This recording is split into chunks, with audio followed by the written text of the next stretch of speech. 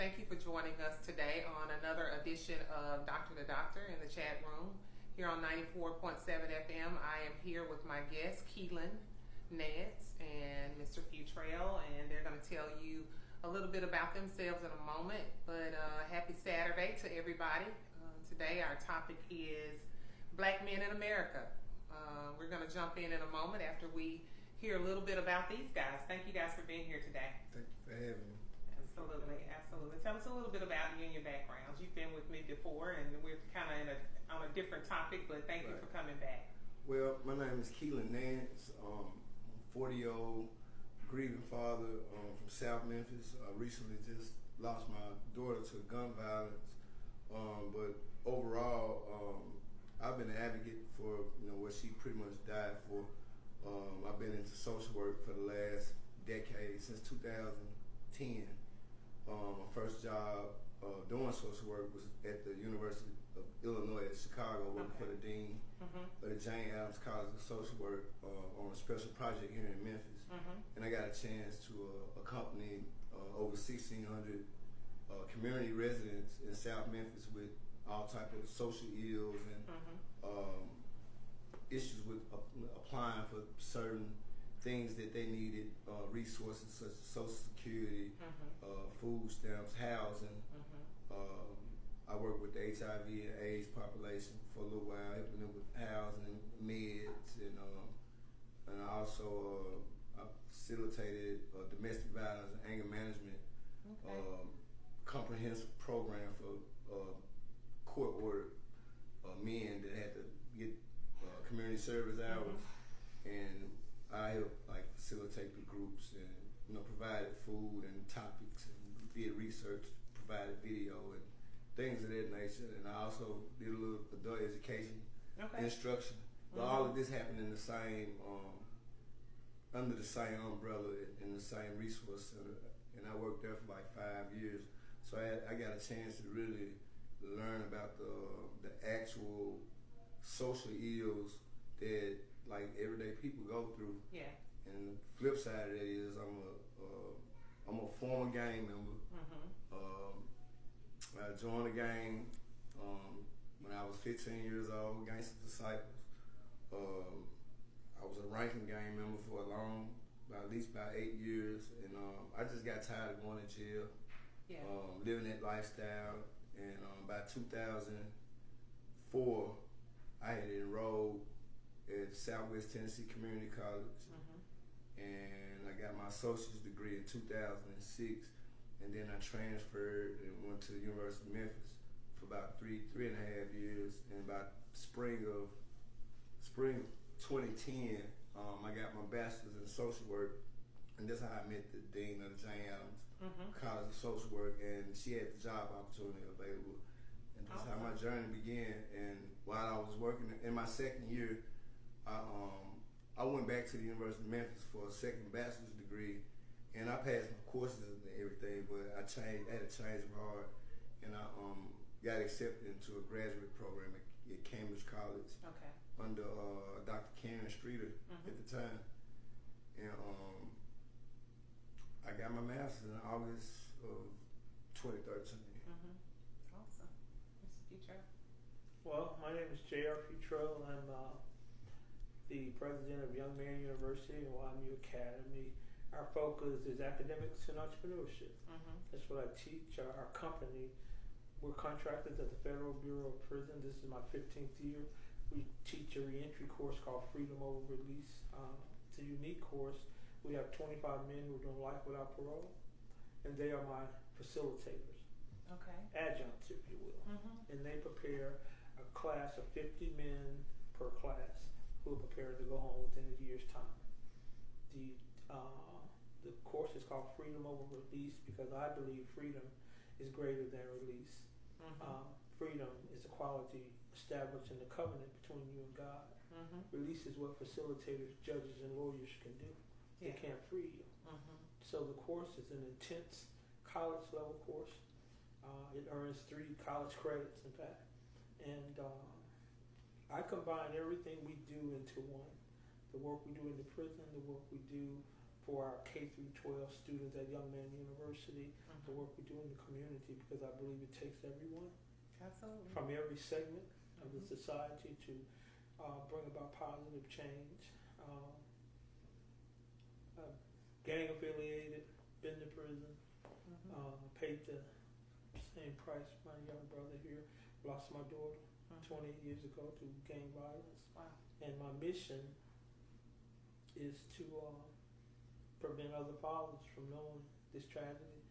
I abhor the word closure. I don't believe in it. I don't think there's any closure for him, and there's no closure for me. Closure is a word created by media, so they can pass stories on and on. But for us, it is a lingering tool that can be used to help others. And my school is designed that way. My mother had an infinite patience with me, because she always said, I see the oak tree and the acorn. Wow. So I have the same patience with young men. I tell all of them when they come, you can't make me not love you. Yeah. And we can argue, fuss, and fight, but I'm not going to not love you. So for me, patience and love is the most endearing and most effective quality. And the fact that I teach from my failures. I have a lot of accolades. I've gone to the White House, met Barack Obama, received the Kennedy Award. But I got more mistakes than I got anything else. Yeah. So the volume of remembered lore that I have of my mistakes is what I teach from. You know, because I don't run out. I teach from my success. We in and out in 5 minutes. Yeah. I teach from my failures. And so all the fellows, the men who participate and help, they teach from their failures. And not only empower themselves, but you empower young men. Yeah. You know, most of my students will tell you, he don't talk much, but I listen. I listen to what they say, and I listen to what they don't say. Because I want to be in tune with your vision. Well, at Young Man University, everyone has to write their vision and make it plain. I don't know how to help you. Yeah. If you don't tell me what you want to do, you want to be a baker, and I'm looking at truck driving stuff. But because you didn't write it down, and I didn't ask you, we didn't communicate. Communications is all in the wrong place. So I stay focused on that. I ask them that question every day. What do you want to do? What do you want to do? I don't care if young men change their mind because they're dreaming. Right. I care if they don't dream.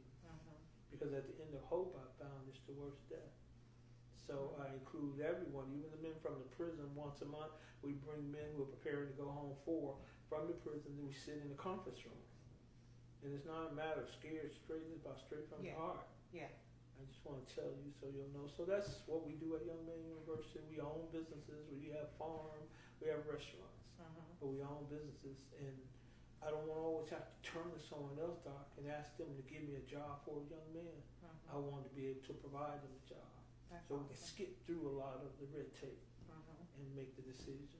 So that's why I invited you to here today, is because, you know, we know about all of the racial and social disparities, and even the lack of empathy for that in our society. However, you know, even though we may talk about these things, the whole goal is, you know, how do we change it? You know, where are we in the process of prompting change? So, with that said, one of the things that I wanted to ask, because you guys have had a lot of experiences, things that you've gone through in your past, and I know that all people don't necessarily embody this concept of how I've crafted this question, but there is a stigma as it relates to men of color. We know that that's a reality. So how does it feel to have that stigma, or to maybe even be considered a problem in some places of society?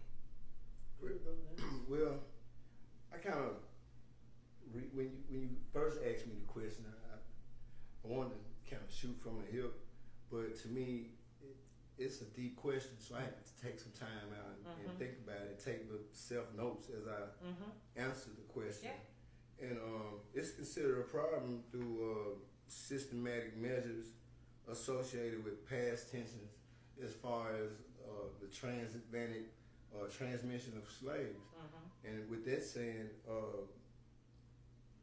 we automatically have rebellion embedded inside of us. whether we deny it or accept it. I mean, we're going to fight as black men when there's no food, we rebel. We find we when we run out of reasons and ways to put food on the table, we rebel. When the emotions are low and there's no one to vent to, we rebel. When times are hard, when there's a heated situation, when you are a have-not and there's people around you having things and you try to cope with the fact that, okay, I'm a have-not, eventually you rebel.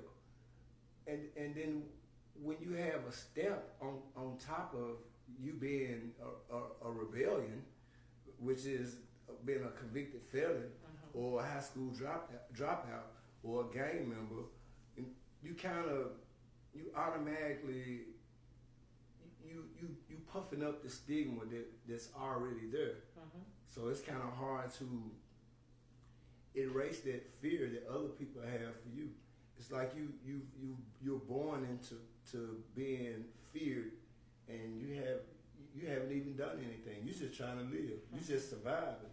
But as you grow up, from boredom through adolescence to young adulthood, there are certain adverse childhood experiences, or there's a thing called growing up.